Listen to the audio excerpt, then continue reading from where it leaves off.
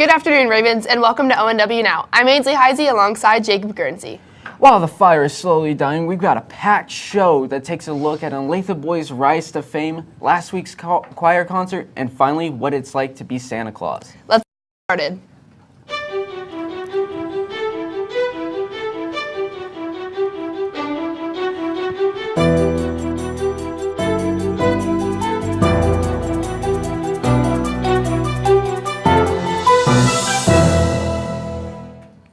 With Christmas break right around the corner, Rosie Boswell sat down with the man, the myth, the legend of the season, Santa Claus, to get the inside scoop.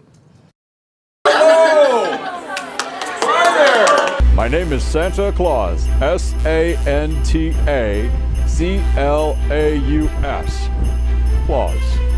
Even after having been Santa for years, he still sometimes has to think about how to spell his name. I have been Santa for over 100 years, but for me, over 20. We have a local town to thank for getting this particular Santa into the career. Well, a long time ago, before Mrs. Claus and I got married, I was asked to play Santa at a local town.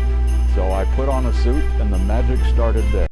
After the original appearance, Santa has made many more for both children and adults. I do Santa actually for a lot of things. I do school events. I volunteer every year at a nursing home. I also do a lot of in-home parties and a lot of things for kids all over Kansas City. Matter of fact, this weekend I have 4 jobs that's going to keep me busy as Santa all weekend. With all of these appearances, Santa has lots of help when delivering gifts. My goodness. Well, luckily, I have very fast reindeer, and I have the Kringle 3000, which is very fast, so I can get from the North Pole all the way around the world in less than 12 hours. It's amazing. After all is said and done, Santa has one real message that he hopes to get across. I've been doing this for a long time. It's a lot of fun. I know that a lot of people might be afraid of Santa, but I'll just let you know, what Santa does is really just spread the Christmas cheer. And so don't be afraid, even if you're young or old. Santa is here to help wish you a Merry Christmas. For ONW Now, this has been Rosie Boswell. And lastly, Santa wishes that everyone would follow his Twitter at SantaKC4. Let's take it over to Paige Gerstner and Brian Gonzaga to see how they creatively make pizza. Welcome to our cooking segment. Hopefully this will turn out better. We're going to show you guys how to make some pizza poppers. Hopefully not die from a ghost. Yeah. Let's get started. No, and you're supposed to slam it down. No, and then you like twist it or something.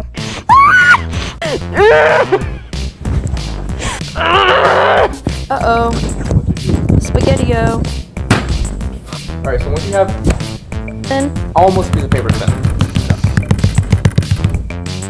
dude, I have made 3. You have made 1. You are so slow. That's 3. Are you saying I'm your friend? Sorry. Look how good that one is. It's a thickie. Yum.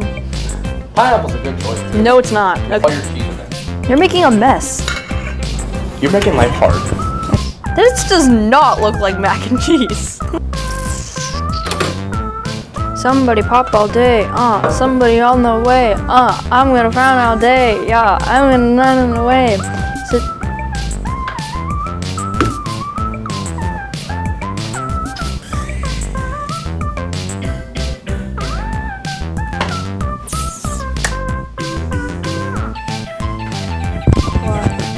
Oh, taking them out? Paige, do not touch this. And it should be squishy, but not. And there you have it. We taught you guys how to make some pizza poppers. These are more like pizza calzones, but I mean, it'll do. As hot. Our cooking segment. Later. Bye. If you'd like to see the rest of this episode, tune into our channel in the new year to see how Brian and Paige did it. Now let's send it over to the birthday girl, Lily Beckwith, with a special story about a little boy's 15 minutes of fame.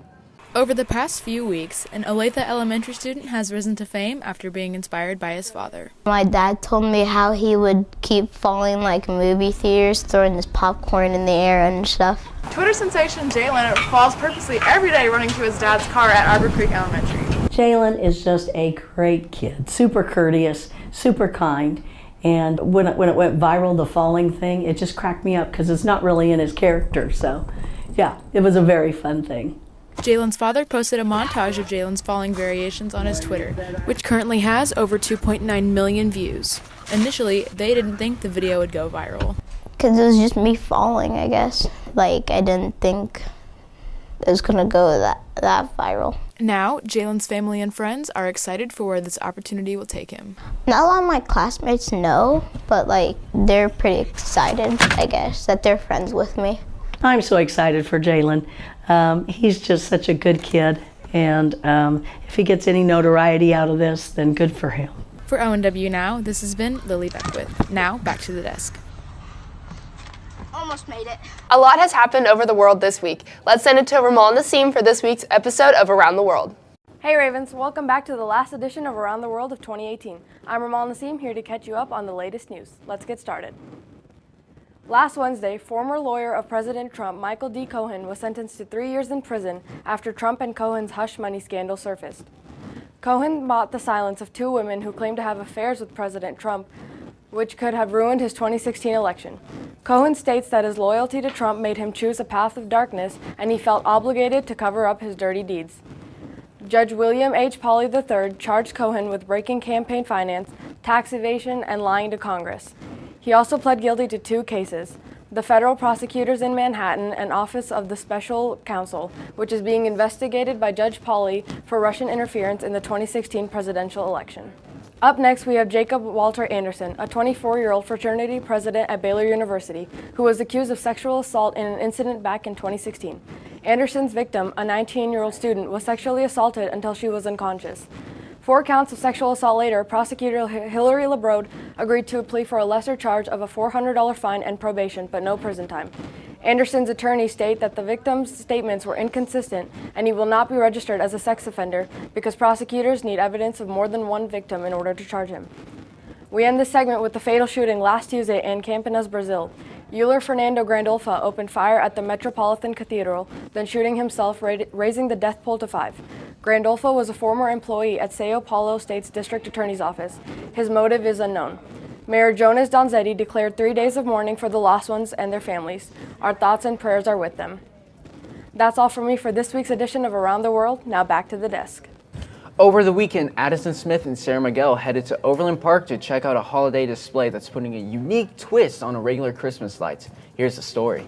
Winter break is fastly approaching, and kids, family, and friends are always looking for a free way to get in the holiday spirit. I'm here at a local favorite that plays a special part in putting a smile on people of all ages' faces this season.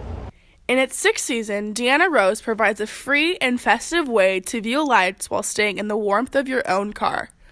Families can grab some hot cocoa and bundle up with some blankets and head over to the holiday lights at Farmstead.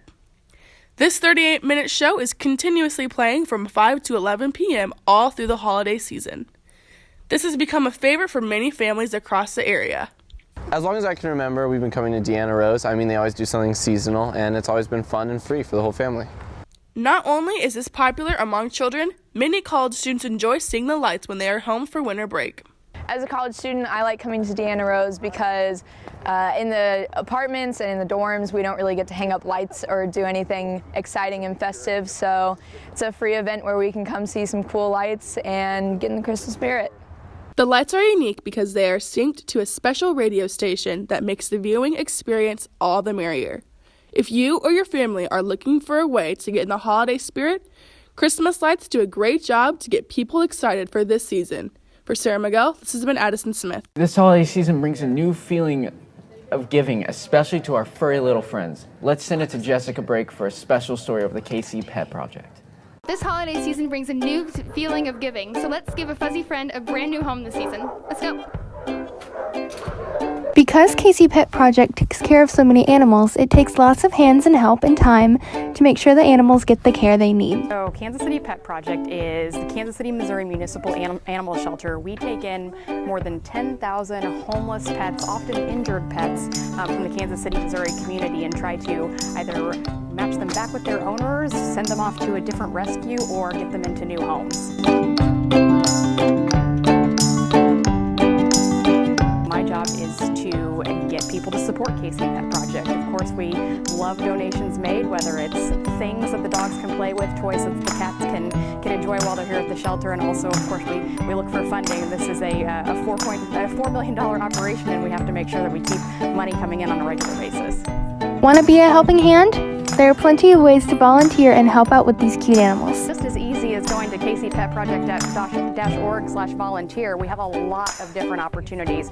Of course, we have dogs that need to get out every day for their walks. They're in their kennels. We want them to get out and get some fresh air and get to go to the bathroom just like your dog at home does. And then we have the opportunity to sit and snuggle with cats and organize all the donations that we get. There's a lot of different ways that you can come out and help volunteer at Casey Pet Project.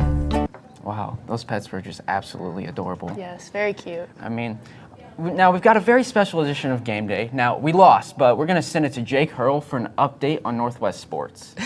What's up, Ravens? It's Jake Hurl to bring the updates on all the Raven athletics. A ton happened this weekend, so let's jump into it. Starting with the Lady Raven basketball team, the girls faced off against the scrappy Shawnee Mission East Lancers on home turf. The score was back and forth the whole game, making it very intense to watch. Mary Reaver passes to SB. SB takes it up for a quick layup. Riley Wade passes to Liz Thomas. Liz Thomas takes it up for another layup. Then we got Riley Wade for the free throw. Absolute banger. Erica Bay passes to SB. SB takes it up for three, and boom goes the dynamite. Mary Reaver passes to Holly McCormick. Holly McCormick passes to Liz Thomas. Liz Thomas takes it up for another three. SB takes up the court for a lone jump shot at the top of the key. Then Riley Wade finished off by absolutely manhandling a Shawnee Mission East player to the floor. Girls end up losing that game 54-48, unfortunately, though. The boys basketball team played in a doubleheader right after the girls team. The boys faced a tough match against the Lancers, losing a tough home opener of the season. Sam Supernaut takes it up for three and makes it. The Raven fan base absolutely ecstatic in their ugly sweaters. Christian Carlstad puts it up for a quick two-pointer right there. Then we got D. Gurry for a two-pointer right inside the three-point. John Lindsay takes it up for a tough layup, finishing it off. Boys end up falling, unfortunately, 64-49. Last week, the varsity wrestling team headed over to Blue Valley to compete in the JoCo Classic. Top finishers were Brady Pellman placing third, Quinton Talbert placing sixth, Vlad Honk placing sixth, John Redmond placing fourth, and Caden Howard becoming the JoCo champion for his weight group. Big congrats to all the top 10 finishers and fifth place team finish. Keep up the awesome work, Ravens. That's all for 2018 Raven Athletics. We'll be back here in January to bring the updates on all our winter sports. With holiday traditions becoming modernized and more exclusive, let's send it to Jacob for a very unique edition of Word from the Halls.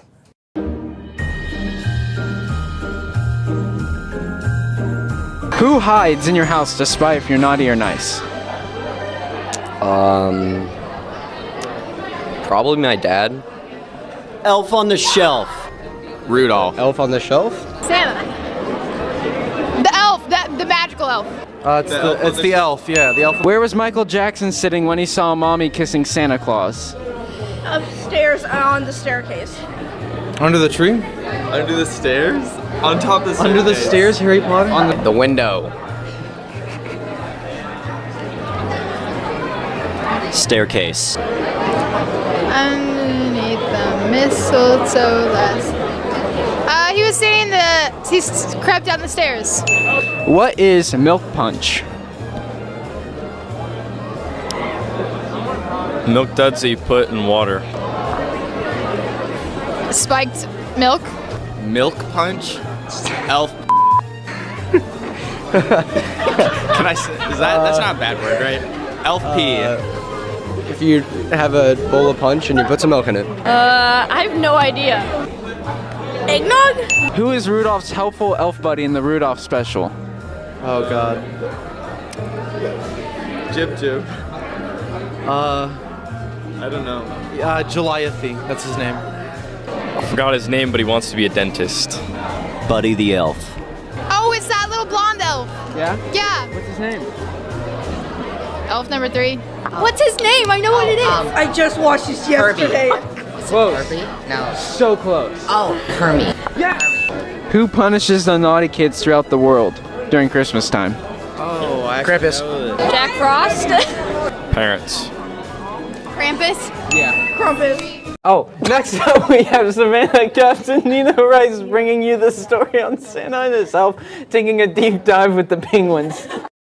The Kansas City Zoo is a great place to spend the weekend with your family, especially during the holidays. Hey Ravens, I'm Savannah Caps here at the Kansas City Zoo, ready to give you the inside scoop on the Santa Dive. This past weekend, I went to the Hellsberg Penguin Plaza and watched Santa and his elf swim in the 32-degree water with the penguins. So the Santa Dive is when a zookeeper gets in a scuba suit with his elf and comes down about 2 o'clock, half an hour every weekend in December.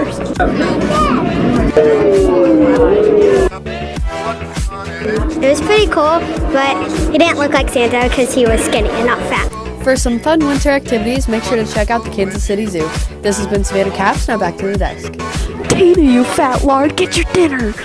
Here at ONW, our award-winning choir strives for excellence. Part of this includes annual auditions for State Honor Choir. We spoke with 2 students who have achieved this great honor and found out about their journey to the top. Silent night. What'd you just think of? Choir, perhaps? We're here today at the ONW Choir Room to learn about 2 students who have risen to choral excellence. Come on. Emma Whitney is a sophomore at ONW and one of the few students that made it into the State Honors Choir for the 2019 school year. She talks about her excitement regarding her state achievement. It was really cool. I honestly didn't expect it at all because I'm kind of new to high school choir. I joined 2nd semester last year, so I didn't really know that it was that big of a deal. My friends were like, Emma, this is like really cool, like you're a sophomore in state choir, and I was like, oh, okay, thanks. But yeah. The audition process was extensive, says Avery Williamson, a senior who has made state choir 3 times. So we had one audition at Olathe East, and we just went into this room knowing our music, and we had to sing these excerpts of the songs that we found out the couple days beforehand. And then you sight sing, which is basically looking at notes, and you have to know the pitch just by looking at the note. The positive attitude at ONW contributed greatly to the singer's success.